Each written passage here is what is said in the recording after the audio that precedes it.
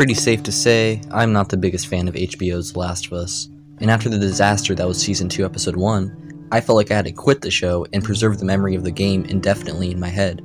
Which was the plan, but my curiosity is getting the best of me, and if this episode is going where I think it's going, I couldn't deny watching it. Especially since this is based off of my favorite scene in any video game ever, this was important. But not just that, this is pretty much the Sarah's death of Season 2, so it needs to be pulled off well, or the show is probably going to lose its entire audience.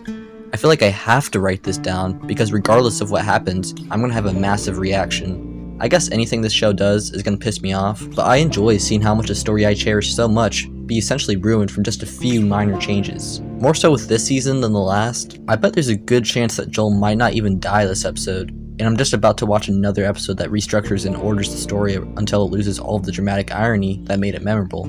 You know some real shit is about to go down if I have to write a pre-review before I watch the episode. But hey, episode 1 didn't even feel like a full episode in all honesty.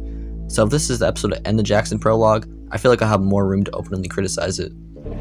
But since I wasn't intently watching the first episode, I'm not 100% certain about where this is going. I honestly would bet on the fact that this episode is going to focus a lot on Abby before she gets the golf club swinging. I honestly still kind of adore that no matter what The Last of Us 2 decides to do with its story, it's going to shock me either way. Either it's because the plot points are genuinely amazingly made and heartfelt, or because it will completely abandon traditional storytelling or character development. But this time around, it seems to be more focused on delivering the streamlined version of Part 2, since audiences didn't really understand what Part 2 was trying to say. So pushing in your face what drives Ellie's revenge and revealing the motivations of Abby takes away everything the story is built on, which is perspective. Part 2 is way harder to adapt than the first game, as it jumps around time with multiple characters, creating 4 timelines that are all essential, besides Abby's flashbacks, because those were genuinely useless. I'm also going to enjoy seeing how people react to Ellie's downward spiral, as she is far less subtle and likable. I mean, people already hate this take on the character, and on the other end, we have Abby, who is perfectly cast and handled.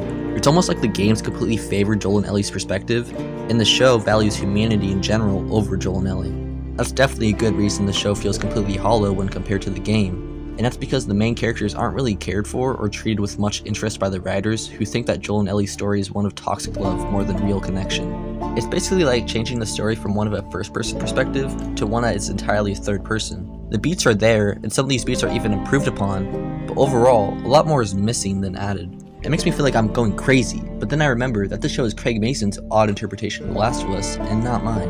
What annoys me most of all is the fact that the character traits that aren't existent in the game could be interpreted in the game.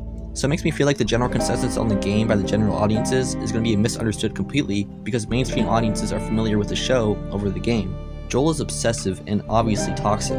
I mean, the lines they give him literally slap the fact in your face. Aren't you supposed to be validating me or something? Like, oh my god, what a complete disservice to the Joel of the games. Is it the fact that Joel is too perfect in the games that's a problem? Because I'll be honest as well, Joel is a completely innocent character in the second game, and he is portrayed as such. He never says out loud what he thinks, but the subtlety of his actions and mannerisms says it all. He doesn't really expect anything, and he's portrayed as remorseful and regretful, but not to the point of him self-grandizing his relationship with Ellie. It can be interpreted as such, but the way the game objectively views him does not paint that picture. Joel is stoic, and noticeably so. He isn't emotional, but he is in a masculine protective kind of way. He accepts the hate he receives with vigor, and he openly embraces his punishment in the beginning of Part 2. Joel knows right and wrong in the games, but that doesn't disrupt his core values and feelings. That's why his death is shocking and memorable, not expected and lame. I could not even picture Pedro Pascal telling Abby to get it over with once he knows he's compromised. I mean, I'll go into more detail in the video specifically about this scene and why it works in the games. I just had to make this so I could get down on paper why I'm honestly afraid of what I'm about to watch. I'll probably have an even bigger video discussing what went wrong with Season 2 in general, but who knows, this episode might shock me with its sudden quality, but I'm not holding my breath. I mean, episode 1 was so bad I couldn't even reconcile with what I just watched, so who knows, I might need to be sedated with how I'll freak out from this episode.